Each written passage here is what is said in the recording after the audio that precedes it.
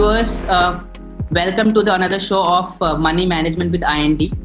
And today we have Suyash Choudhary, a very tall name in our industry with regards to fixed income management. He is with IDFC Mutual Fund, CIO at Fixed Income Investments. We have been privileged, to look at him, how he manages schemes, how he manages funds for a long time. And we are privileged today to have him here. Thank you, Suyash, for joining in. Thank you so much, Gaurav. It's absolutely wonderful to be here and to be able to address your viewers. So, I'll just jump right into it.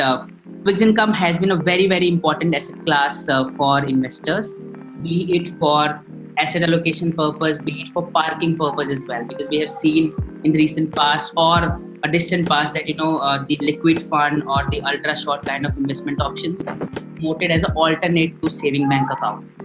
What's your opinion on the current fixed income scenario that we are witnessing in India?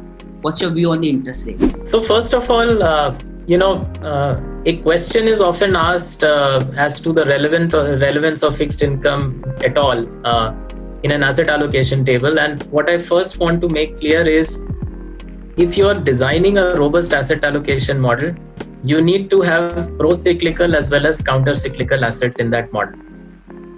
What is meant by these? Pro-cyclical assets are typically equities, probably real estate, maybe credit within fixed income, which tend to do better when economic cycles are in an upswing. Right. Financial markets and economic cycles are in an upswing, pro-cyclical assets do well. But equally, as we know, economic cycles and market cycles progress in boom and bust phases. So you will have a period of boom, which may last for whatever number of years. So that period is not defined, but it's almost a given that gets followed up by a period of cleansing. Exactly. It's in this counter-cyclical phase when economic growth slows or collapses, financial markets or risk appetite in the system tends to draw down, is when counter-cyclical assets kick in to provide a basic level of safety net for your overall portfolio. Right. And quality fixed income is basically this counter-cyclical allocation that you need to have in a robust asset allocation table. And also, asset allocation cannot be looked at very tactically. Correct. So what you can do is, you can change the weightage to pro-cyclical and counter-cyclical assets on the margin, depending upon what your view on the current and the next few years of an economic or financial market cycle is. But you can't be too tactical about it. So we have to start thinking about allocations and within that to quality fixed income allocation in an asset allocation context, which is a long-term sustainable model which you tweak on the margin, but don't think about it too tactically. Now, having said that, let me just summarize what we are thinking about markets and macro at this juncture. See, right away, one has to have the humility to understand and appreciate that the kind of a growth shock that the world and India are witnessing now, we haven't seen in our lifetimes. Correct. So none of us has the professional experience to, go back and recall a phase where something like this had happened. And that is a starting level of humility all of us have to possess. Having said that, what is also slightly concerning in the specific case of India is that our macro cycle was already slightly weak getting into the COVID crisis. So there are three vulnerabilities for India that we have spoken about over the last 2 years. One is that growth was already slowing pre-COVID. So if you remember 4 or 5 years back, it was 7 to 8%, and we had slowed to the 5 to 6% area even pre-COVID. Second, the financial or the lending system in general was facing substantial amount of stress. So bank NPAs at a gross NPA level were somewhere around 8.5%. Post the 2018 ILFS bust, quite a few NBFCs and housing finance companies were also struggling with their business and financial models. Correct. Therefore, the system generally was already in stress pre-COVID. And third, the government's overall deficit, if you include center plus state plus public sector enterprises, was already somewhat bloated before the COVID. The combined public sector deficit was around 9.5% of GDP, although it's true that Other areas like households and corporates had much lesser leverage going forward. So on an aggregate level, the country did not have as much of a deficit problem, but public sector was already running a bloated deficit. Now, within or over this macro scenario, you have had a very large growth shock in terms of the COVID. We know that April to June quarter GDP for India was amongst the worst in the world amongst major economies, and therefore these three vulnerabilities have been slightly more accentuated. So growth from an already weak trajectory has suffered sharply. Whatever forecasts for the financial year are still evolving, and they are largely basis very little data and volatile data. But most commentators are somewhere in the minus 10% area for the full year now. The number itself does not matter as much as the implications what the number brings. Second, stress in the financial system will obviously rise because of this very large output shock that we are seeing. It may not show immediately because the shock transmits into balance sheets, into the quality of loans in books over a period of time. And right now we are also in the midst of certain regulatory dispensations, which will probably take longer for the stress to actually show. And third, the fiscal therefore has also been impacted because government revenues have taken a very large shock. And therefore, even though the direct amount of stimulus that the government has so far given is not very aggressive, but still the fiscal is bloating further. Therefore, the government has to be careful in designing future fiscal stimulus packages. The point I'm making underlying all of this is that you have to be patient for this entire theme to play out. Now, patience in turn also requires a behavioral aspect, which is that, and specifically when you look at returns from fixed income, it's not necessary that every given year you make 7, 8, 9% returns. In a 20, 30, 40 year investment journey, there will always come periods of time where preservation dominates returns. And I would argue the next foreseeable months is basically a period where you will have to adjust to relatively modest returns from fixed income. But if chosen correctly, this part of the counter-cyclical asset allocation will help you preserve capital and hold you in good stead for the future, which is probably 1 or 2 years down the line when risk in the system starts to abate, when you can take more informed choices about how you want to progress your asset allocation. From a rate standpoint, we do expect the RBI to continue with a relatively accommodative policy stance for the near foreseeable future. This also means that for the next few months or maybe a year or two, 1.5 years, the return to savers is slightly compromised because you are in the point of an financial market and economic cycle where, because of a collapse in growth, you are temporarily saddled with excess savings.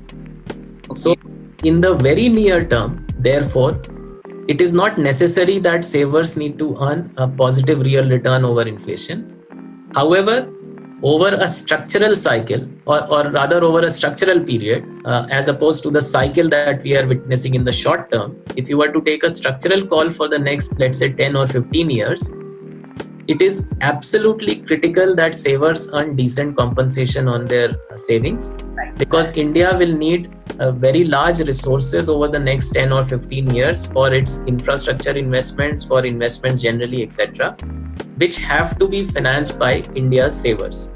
Exactly. For savers and investors have to be patient that in the near term, they may not be earning meaningful returns from fixed income. But over a period of time, as the necessity to compensate them adequately for their savings arises again, which is the structural theme, this kind of a situation will likely turn. No, this actually makes sense. As a debt investor, I need to balance my expectation with the the interest rate that are visible, with the credit information or credit stress that was visible a while back. I need to lower down a little bit of expectation, which is quite visible in the current mutual fund YTM that we witness in most of the mutual fund side, where initially we used to see on a higher side 5.5, 6% as well in a shorter duration kind of funds now, which in case of liquid and other, it has fallen 3.5 to 4% kind of. So as a fixed income investor, if we talk about specific to asset allocation for a specific risk profile as well, say for an aggressive guy where I'm okay to take a little bit of risk, and I want that to be basically compensate against the volatility that I face in my equity investments. There the user has the a bandwidth to take a little bit of additional risk in case of debt as well. He is fine with taking a little bit of additional modified duration, little bit of extra sensitivity as well on the rate side. But there, would you still recommend going to on a higher duration, little bit of additional risk on the rating side, or would you still recommend that hey, quality, highest credit rating? So, an asset allocation model that we take very seriously within our company.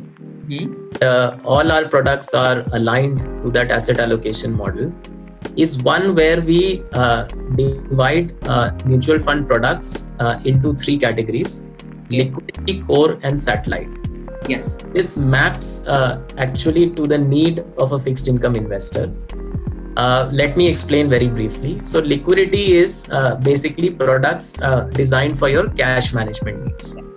These are not really investment products, but cash management products, where I would put a liquid fund or an overnight fund as an example. Right. In the core bucket come products where both duration and credit risk are low to moderate. Okay. So this is the bulk of a fixed income investor's investment allocation. The starting hypothesis is that if you're coming to fixed income, you are largely first predominantly coming for fixed income, right? And that's by definition what the asset class is, and therefore you are relatively looking to satisfy the need of ongoing income. And therefore the core category of products in a mutual fund's case can only be products that control the duration and credit risks that are being taken. Because as you know, a mutual fund cannot compensate for return shortfalls. It cannot guarantee any sort of returns. So the only way I can arrive at a risk profile gives you consistent income is by controlling both duration and credit risk. The third bucket is the bucket of satellite products, where come products where you can take higher amounts of duration or credit risk or both. Now, satellite products come with higher volatility, come with greater capital at risk, but equivalently, over a period of time, they can probably have a better return profile as well, although nothing in a mutual fund context, as I said before, can be guaranteed. Now, like I said, these are the three very distinct profiles of products. Now, keeping the cash management bucket or the liquidity bucket aside, because that's for your cash management needs. For a normal conservative investor, we would think around 80% of allocation should be to the core bucket, and probably 20% could be to the satellite bucket.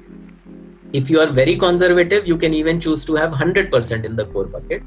If you're an aggressive fixed income investor, you can have, let's say, 60 to 70% in core and probably 30% in satellite. Now, what are the kind of products that meet the core criteria? So, for example, products in the low duration, ultra short money market category, in the short term banking PS corporate bond, and medium term. But let's be very emphatic. These category names may not mean much. You have to look at the underlying portfolio. So instead of looking at category names, you could choose products which have largely a AAA or sovereign profile, take maturity risk not exceeding 4 to 5 years. So these products would all form part of your core bucket of allocation, where depending upon the length of your investment horizon, you may choose a low duration or you may choose a short term. But even if you're a long-term investor in a core bucket, you have to necessarily choose products which do not take excessive duration or credit risk. In the satellite bucket, you would put active or long duration products, which include dynamic bond funds, government bond funds, etc. And you would put credit risk funds. Now, at this juncture in our assessment of the macroeconomic cycle, it makes no sense to us to be putting money into credit risk funds. You have to put money in the satellite bucket, that 10, 20, 30% of your allocation that you want to put in your satellite bucket. You would probably prefer to put that in an active duration. Again, like I said, there is no necessity to put money in the satellite bucket if you're a conservative investor in fixed income. Finally, the way you should look at duration products, including government bond funds. See, one, people say government bond funds are safe. They are safe because they don't carry credit risk, but can actually carry a lot of duration risk. And therefore, even in government bond funds, you can lose capital if interest rates rise while the duration being run is high, which is the reason why this is put in a satellite bucket of allocations, and one does not recommend more than 20-30% allocation. The other criteria for putting money in an active duration or government bond fund is, in fact, for any fund, is that please don't be guided by historic returns. The last 3 years have been exceptionally attractive for fixed income, quality fixed income, that is, because interest rates have been falling. So rear view mirror driving is hazardous in every case, and also in investing. I can almost assure you that returns over the next foreseeable horizon are going to be nothing like the returns over the last 2 or 3 years.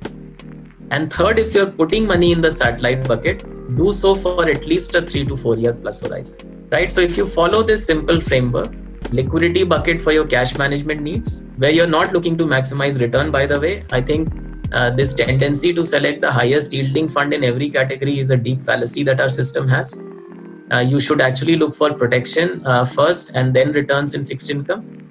So liquidity bucket for cash management, core bucket which takes controlled duration and credit risk for bulk of your fixed income allocation, and satellite bucket which can take higher amount of duration and or credit risk for your fringe allocations.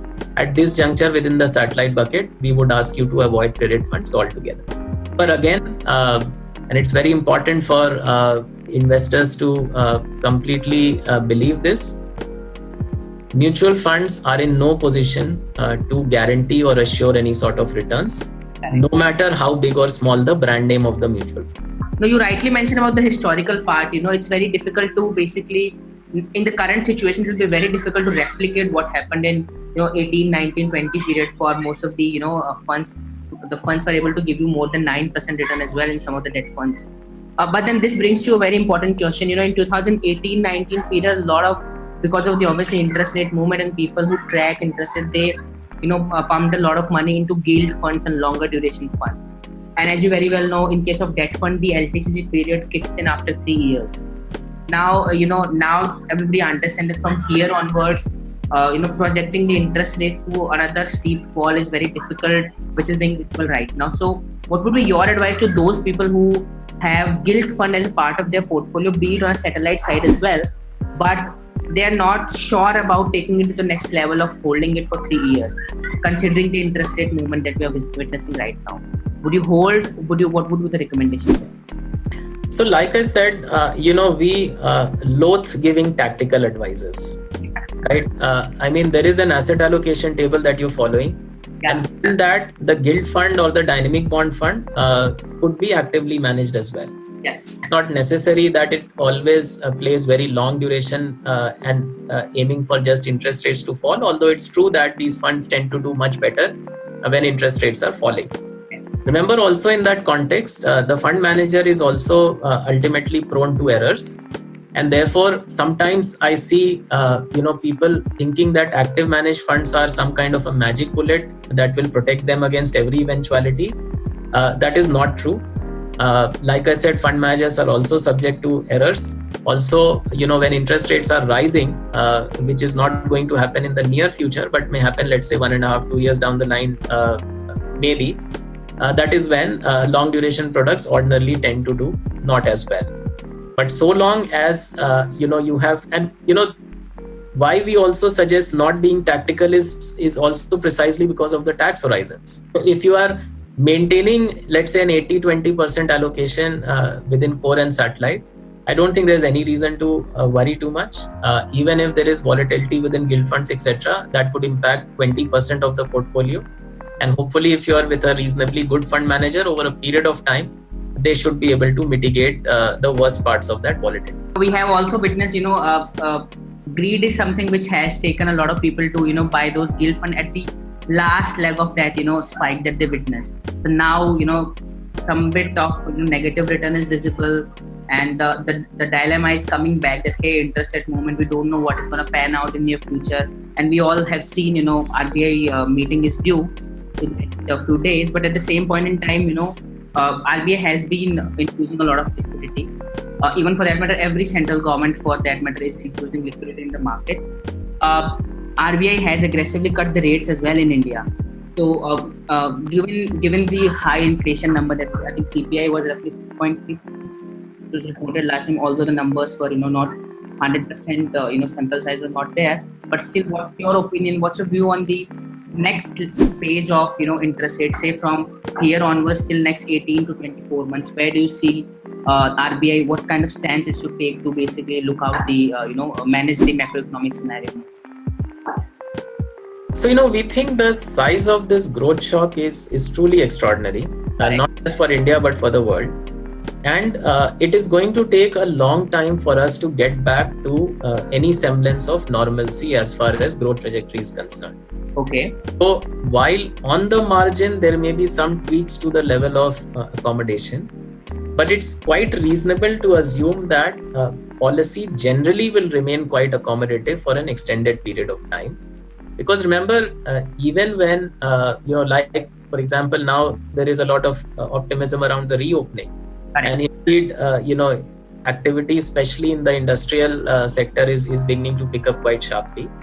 But even then, if you were to look towards the future, there will probably be 10% of the economy largely composed of the services sector, which will have very little demand or very little appetite, because they may be, high contact kind of services. And therefore, it's very hard to envisage a scenario where demand comes roaring back or incomes come roaring back. That it could just be possible that because of supply congestions or fall in productive capacities, inflation may rear its head sooner. But generally speaking, one looks forward to relative accommodative stance from policy for this 12-18 month period that you assessed.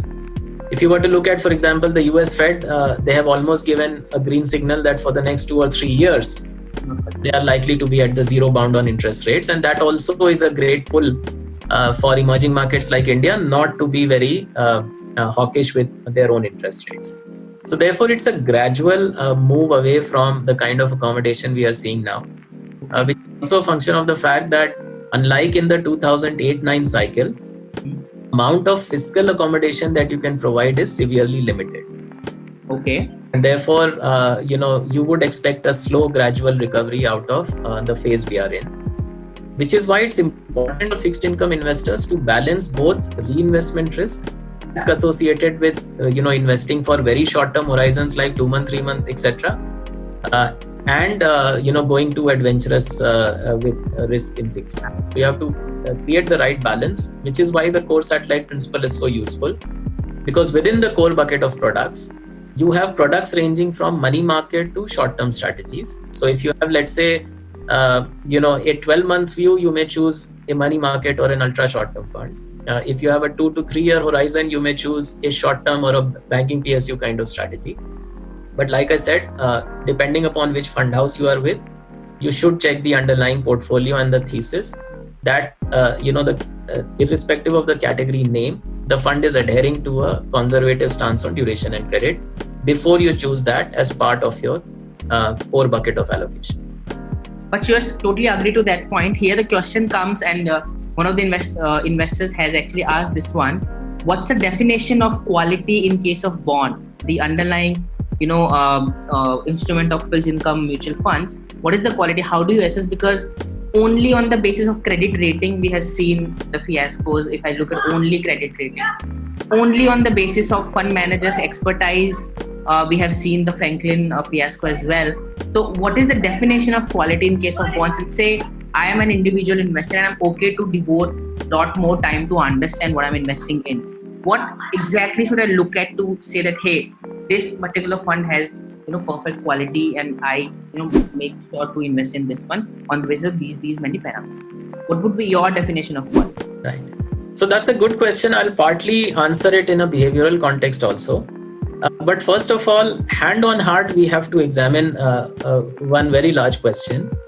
Over the last 4 or 5 years, and in the roaring days of 2015, 16, 17, when credit funds were accumulating money, very strongly, were we really bothered about checking quality? So forget whether we had the capability to check quality, which I will come to in a bit. But were we really bothered about quality, or were we working backwards from saying that, 10-11% YTM product, that is what I want to buy? Correct. Because one of the things that's remarkable in the Indian context is that, see, credit is an alpha product, right? Because when a fund manager decides to buy into a lower rated paper, he or she is executing a view, just like another fund manager, when they decide to buy, let's say, a 20 or 30-year government bond, is executing a view. And alpha has a right to go wrong, right? So you may actually have ended up selecting a bad fund manager who consistently gets their alpha wrong. But it's nothing, exceptional in that sense, because people keep getting their alpha wrong all over the world. The remarkable thing in India is that how come an alpha product category generated so much pain for the investor? And the simple answer is because people had over allocated to that category. So at its peak, if I remember correctly, the combined AUM of credit oriented strategies was somewhere around 1,50,000 crores. And not just that, a lot of credit plays were being done in even funds like ultra short, low duration kind of products. So the question is really about allocation rather than, or the quantum of allocation rather than what happened to the product in some sense. Obviously, there are various things that have happened in the system. Yeah. One of the big things that probably went wrong, we as a system were not operating with a robust asset allocation table at all.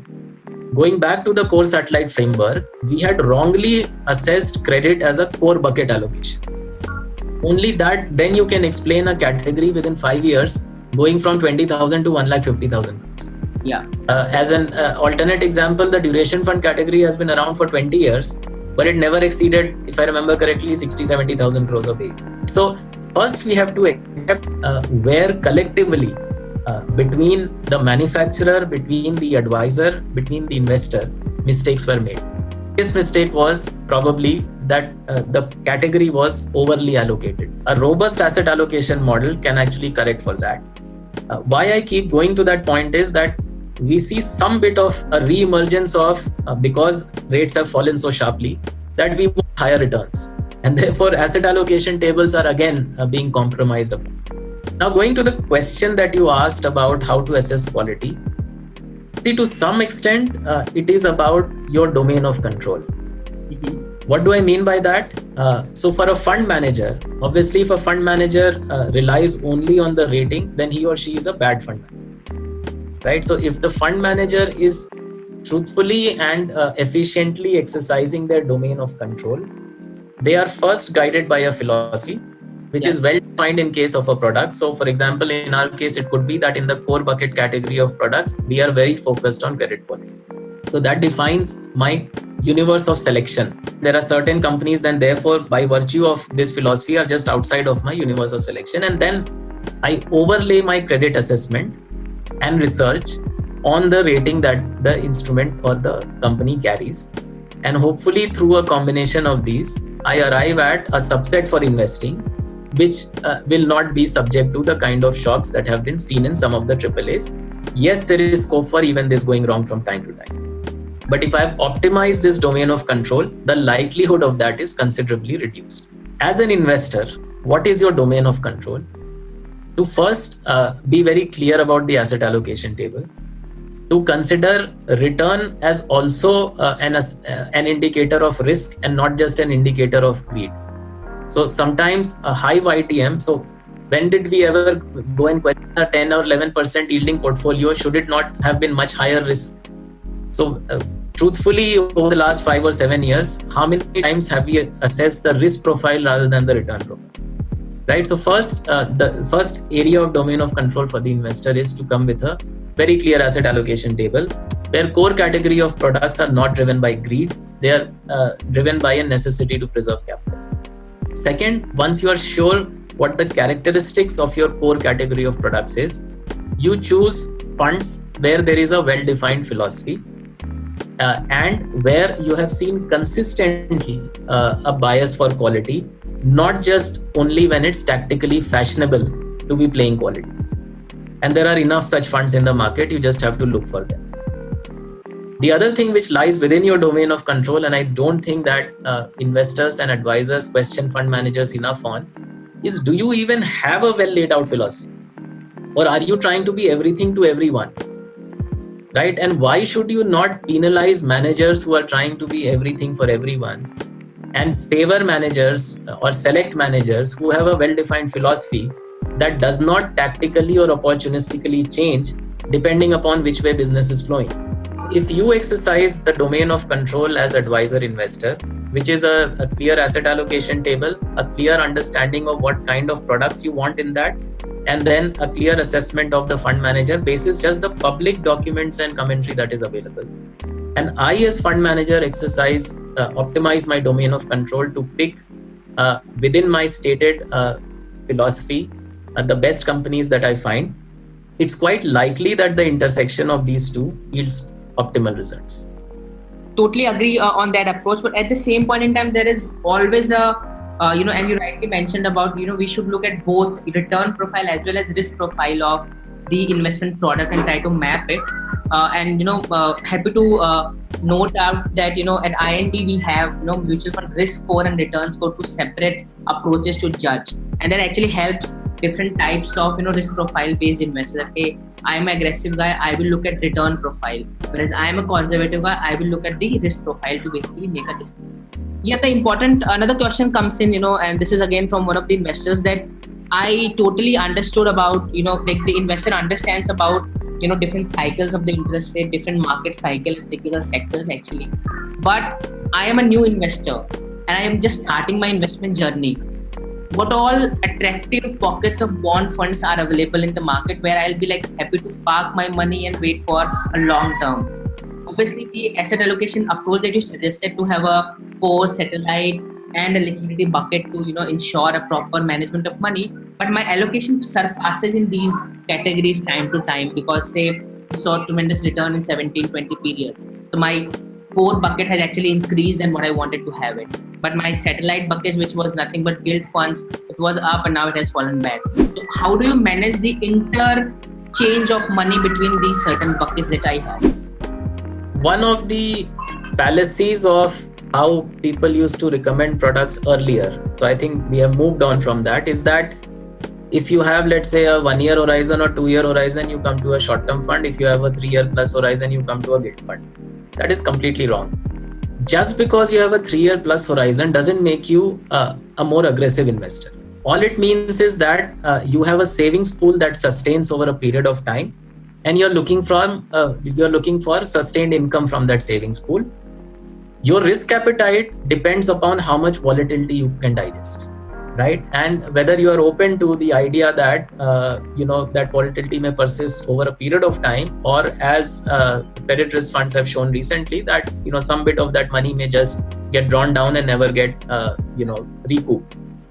That defines your product selection, not necessarily just your investment horizon. And which is why the core satellite bucket for us is so appealing, because you can be a 5-year investor, still choose 80% allocation to the core bucket of portfolios. The only nuance you will play there is, since you are a 5-year investor, you will not choose, let's say, money market funds. You may choose short-term banking PSU kind of product, which is full AAA, or very high quality, even if it's not 100% AAA, but very high quality, and controls the amount of duration risk that it runs. So the yearly volatility that it will offer you will be quite contained, but it is a good balance between needing to plug your reinvestment risk and not offering you too much volatility, even if you're a long-term investor. Whereas if you have a 5-year horizon and you're a relatively aggressive investor, then you may decide that let me place 40% in a gilt fund and 60% in a short term. Right? So, which is why, when we started, I said, you can't afford to be too tactical with these things. So one is that, many times tactical approaches have not paid. And, one of the clear examples is, if you were to look at 3-year, 5-year rolling returns of the well-managed gilt fund and dynamic bond funds in the marketplace, they have done quite well. Exactly. You see, investor experiences, most people will complain about these products. Correct. Why does that happen? Because the investor tends to consume these products very tactically. So when interest rates are falling, you start to see, articles and etc. saying that right time to invest in gilt funds. Yeah. I mean, to some extent, you can understand where they're coming from, but does it mean that you follow a binary asset allocation table? That, we are all sitting on a roulette table and playing a 0-1 kind of approach that, I'm all chips in on one strategy at one time and then I'm all chips out at some other point in time. That makes you a very aggressive trader. You are then not an investor. You are certainly not an asset allocator. So, for example, when you are at the point of a falling interest rate cycle, you may choose to allocate another 10 or 15% from the core bucket to the satellite bucket where you may choose a gilt fund. So instead of 80-20, you may have gone to 65-35. Yeah. Right. But you don't say that, now it's a very good time to buy gilt funds and now it's a very good time to buy credit funds and now it's a very good time to not do anything. That's not a game we can play sustainably. And in fact, there is a very strong case to be made to discard this activity illusion, to basically formulate a robust asset allocation table and tweak it just on the margin. So this makes sense. Actually, this is again a mix of behavior of the investor as well as the approach that they are following with regards to managing their money. This makes sense. But here, Suyash, another query comes up with regards to the individual bond as well. They have become a interesting investment options for many people. We saw Yes Bank, 81 fiasco, and a lot of 8,000 roughly crore was gone. This was washed away. Now we understand that SEBI has come out with a recent notification saying that there has to be minimum 1 CR investment in perpetual bonds and all. Where do you see, so I already hold some bit of 81 bonds. What kind of risk that I am open for? Like as you very well mentioned, the industry itself had its problems. That when I was sold this 81 bond, I was not aware that this particular bond is looking good on the YTM and coupon and everything, but underlying risks were very huge and the possibility of going to zero is always there. So what do you see this risk going away very soon with this new update by SEBI, or do you see basically what all, like, where do I see to, like, do I look at fixed income as a return generating product other than these satellite funds that I may choose, probably depending on the cycle or some bit of duration that I want to play? Where should I allocate? Like, I'm only a fixed income investor. Where should I go to generate a little bit of return? So if you have a direct fixed income book, suppose you're not exposed to mutual funds, you can still apply a core satellite principle, where 81 bond being a higher risk instrument is a satellite allocation. So that helps you control the allocation that you're going to make to this kind of strategy. Now, addressing this instrument class directly, see, first of all, you have to remember these are quasi-equity instruments. So many times, what we hear is that, oh, this is such a robust bank and we are buying the 81 of that, what can go wrong? It is probably true that the stronger the bank, the more the likelihood that the 81 behaves like a fixed income instrument, and the weaker the bank, the more the likelihood that the 81 does not behave like a fixed income instrument. But this distinction does not change the fact that this is not a fixed income instrument, right? So that's the first thing you have to remember. The other thing, which is again a behavioral thing, and I'm raising some of these behavioral issues because we have seen that a lot over the last 5-7 years, and some of these are difficult questions to pose and answer. So forgive me if the question by itself sounds slightly off or rude, but they need to be asked. When a question is, I'm investing in an 81 bond of a public sector bank, and obviously the government will not allow this bank to delay or default on its 81 bond. When this question is posed, understand behaviorally what you are saying. What you are saying is that the same bank's deposit may be offering me 5%, but the 81 bond is offering me 8%. But I'm buying this 81 bond 300 basis point over the deposit rate, but I somehow want a surety from the government of India that this bond will behave or this instrument will behave like a deposit. So what I'm essentially asking from the government of India is for a free lunch, right? That I don't want to buy the deposit at 5, I want to buy the 81 at 8, but no, you have to take me up. That doesn't work. If that were to work, then by definition, the 81 bond and the deposit rate will converge. It is also about accepting responsibility on what we are doing.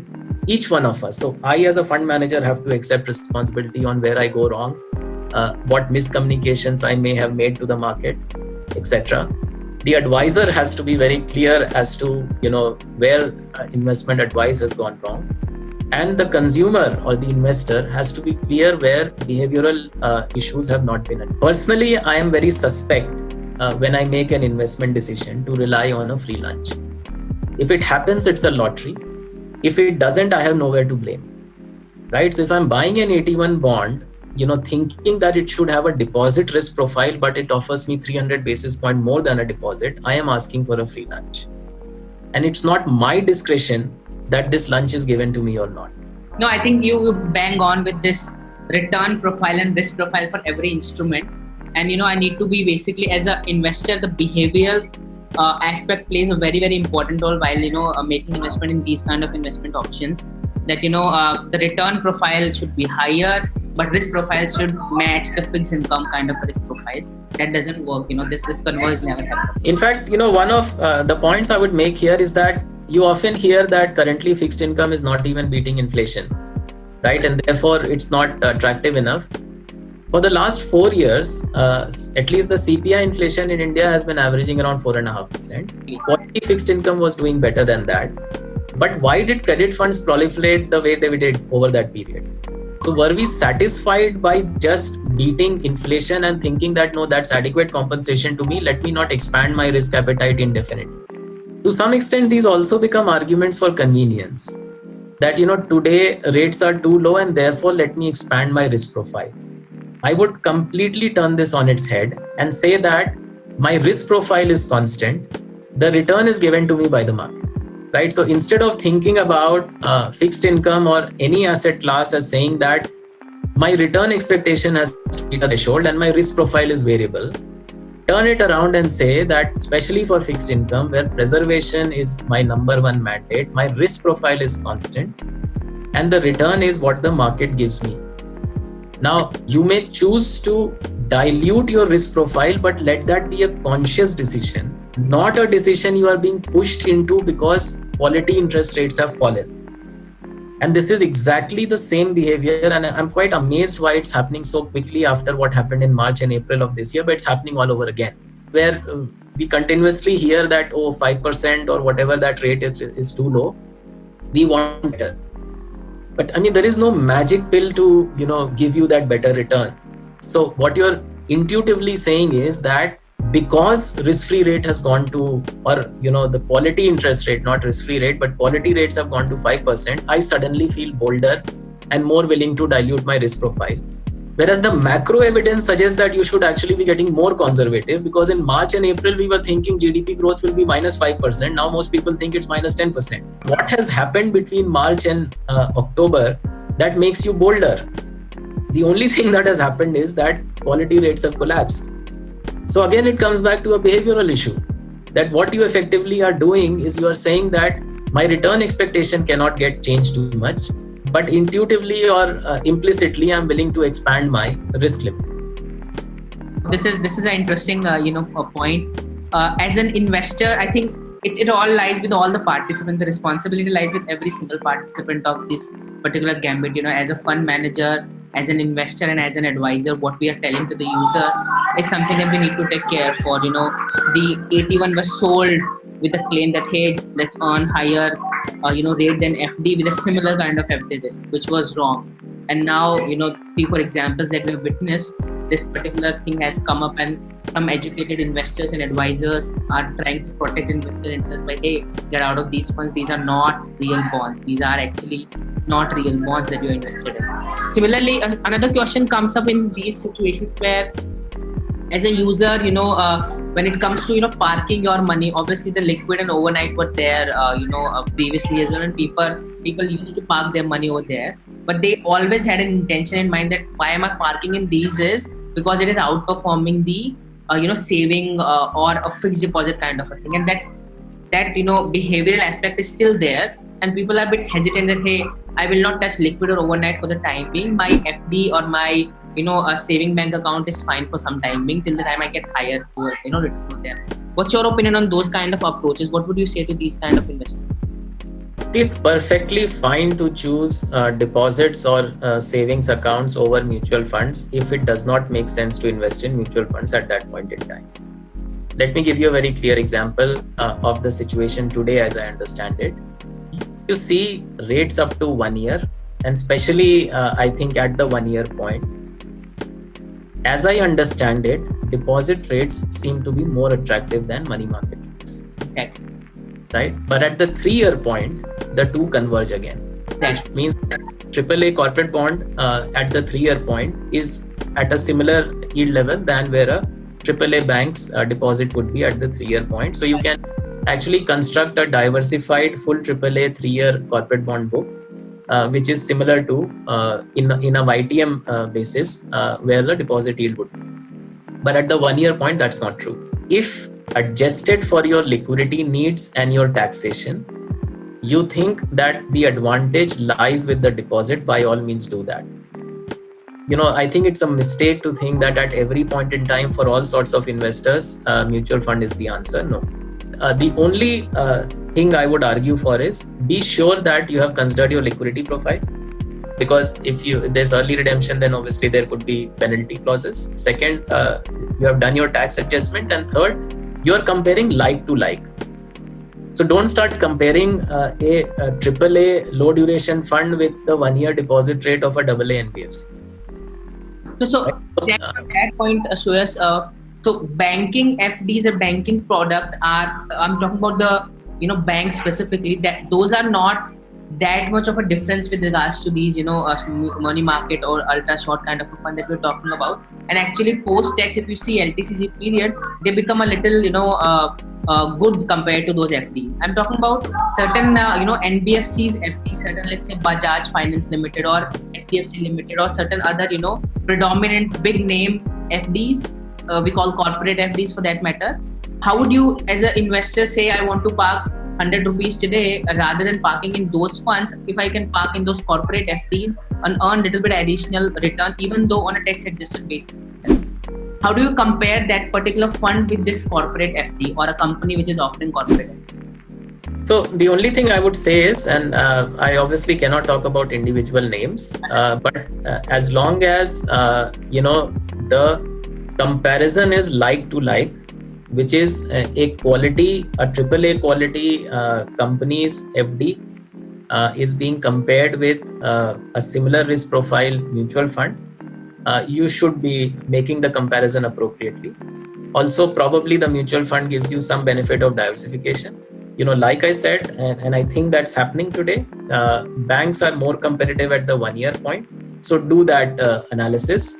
But I do see many times that, let's say, a AA profile of a bank is being compared to a AAA fund. Then the question being asked is, is the bank not safe? Of course, it could be very safe, but that's not the point. The point is, risk is not looked at in a binary fashion.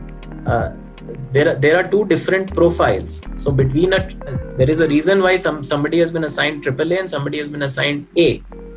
Right? That doesn't necessarily mean that the A is going to go bust. There is a difference in rating, and therefore there is a difference in risk profile, and therefore there is a difference in the yields on offer between them. And that's again, leading me to a behavioral point, is that many questions that are asked are black and white. Correct. Whereas, the world is all about nuance. When I construct a risk philosophy as well. So let me, just take the example of a full AAA fund that I may be doing, right, at this juncture. You can always, ask me about an XYZ AA plus rated company and say, do you think this company will default? Right? And I would probably say no. Then why is it not part of your fund? simply because I need to have the humility that not at all points in time will my view save me. But if that view is basis a consistent philosophy that I'm applying across my products, then the likelihood that the deliveries are more consistent is more. And frankly, that's played out quite well for us over the last few years, where it's not just about selection, it's also about the application of a philosophy at a fund house level, because you can't foresee everything that is going to happen. No, it does. It does make sense, and we have actually seen it with the experience that you guys have been doing at IDFC. Everything happened during those period times, but never had any bad paper or bad credit quality that came out from the portfolios of IDFC funds. So that's a great news to hear. One question that comes to mind is that these lower credit rated companies still need money to grow. And if mutual fund, the credit risk category was there to offer them some bit of money here and there, but now with this category squeezing itself with regards to and people obviously are not giving them money, where do you see this particular big bucket of people who need money? Where will they go and get the money right now? Because banks were offering them at a higher rate. That's why they lost their own papers, and funds came in to offer them the money. So where do you see this bucket generating more money, or do you see the credit risk category or certain specific funds making a comeback and the risky investors picking them back again? So I must truthfully say, this is an argument I had heard a few years back when credit risk funds were doing very well, that, we are serving a very, very great value add by providing financing to our rated companies. I completely disagree that at this stage of our financial market evolution, that is the role of the in my very strong view. See, remember, countries' financial markets develop over a period of time. So you have to allow for a certain amount of maturity to basically come to markets, which is defined in many terms. So liquidity in the market, the availability of hedging instruments, the understanding and risk appetite of investors, etc. And you can't put the cart before the horse at this juncture of the development of India's financial markets and the macro cycle. The number one objective or economic rationale for debt mutual funds, intermediation of savings, financialization of savings, which means that for the most part, we have to provide reliable, predictable products that incentivize more and more investors to financialize their savings. To basically come out and say that, these are simple products, these are readily available, they are cheaply available, and therefore these are good vehicles to be able to store my savings. Because if you see the ratio of India's financial savings to total, it is still quite low, and it has to evolve. And one of the ways this evolves is the availability of appropriate savings instruments outside of the bank FD arena also. And that is a role that mutual funds can easily play. The fallacy with the argument about mutual funds being intermediation vehicles for lower rated credit is that the liquidity in such lower rated credit simply does not exist. Okay, so we had actually done an analysis in the peak frothy period of credits, which was in the run up to the IL&FS crisis in 2018. And even in that year, if I remember correctly, we had found that majority of A and below rated assets in India had zero liquidity. The way we had measured liquidity is how many times the bonds are dealing in the secondary market, which is not your own inter scheme. And it was quite amazing that for an 18-month period, the bulk of A and below had zero liquidity, right? So even in those good old days, it wasn't the case, and it's certainly not the case today. So how can you deploy open-ended mutual fund vehicles into intermediating financing for lower rated issuers? So obviously this is too blanket a statement. There are good AA plus companies which are reasonably liquid as well. So don't consider that as a blanket statement, but ordinarily speaking, liquidity as you go down the credit ladder is low. And therefore, by definition, this cannot be the primary theme of an open-ended mutual fund vehicle. So my guess is that over a period of time, the structure of these vehicles will evolve further. We'll probably do so already. If you see the kind of developments that are happening over the last few months and years, very encouraging. So, the ability to side pocket, for example, the leaps and bounds that we are making on investor communication, including this new riskometer, which is, I think, a very strong tool we as a company create models, and this Yes. researcher had a very beautiful approach of scoring every single parameter. Yes. So within a low duration, you will be able to know, and therefore you don't have to depend on category names alone. You will be able to construct your core bucket products simply by keeping a riskometer definition there as a starting point, right? So things are happening, which is a natural progression in the life cycle of a financial market, which may take years and years.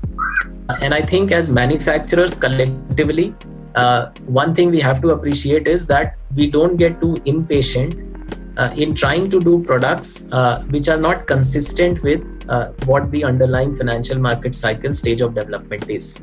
So to put simply, we cannot run large open-ended funds which are high yield credit strategies because the underlying market does not allow for it. Yeah. There is no liquidity in that underlying market, and it then depends on the size of the shock that ultimately lays bare this truth or fact as far as we are concerned, that the underlying market does not support that level of liquidity. The difference between a balance sheet that lends and an open-ended mutual fund that invests, and one thing that we very clearly believe in is that the primary source of liquidity for a mutual fund product in an open-ended vehicle is the assets it owns, not necessarily the profile of investors. So it is really whether I'm able to sell the assets that I own, or at least a significant portion of the assets that I own at minimal impact cost, which assures liquidity. Exactly, because the guy also needs to cater the redemption requirements, the new money coming in, all the reinvestment everything is there. If I'm stuck with those illiquid papers or maybe unlisted bonds, what do I do? The cash flow problem is there. Maybe there is some problem with regards to the interest coming in and all those. No, a valid point, totally valid point, Suyash. And thank you so much for sparing your time and giving us a lot about these intricacies of the investment world and fixed income. I think the major outcome one is the investor needs to follow that asset allocation bucket. They need to create a liquidity bucket, should have maximum allocation towards the core bucket, and then look at the satellite as a additional alpha generation module.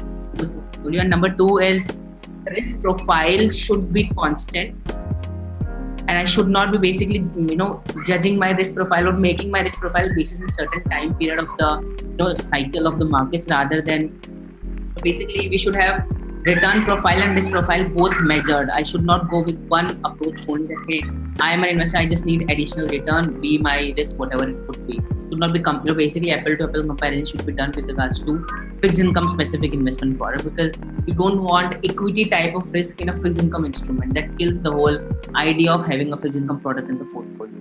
Thank you so much, Suyash, for your time today. Really appreciate your inputs on the investment strategy, and thank you so much for giving your time on the Money Management Show. We really appreciate it. Thank you so much. Thanks so much, Gaurav, and I hope the session has been useful to your listeners. Thank you so much. It's been an absolute pleasure.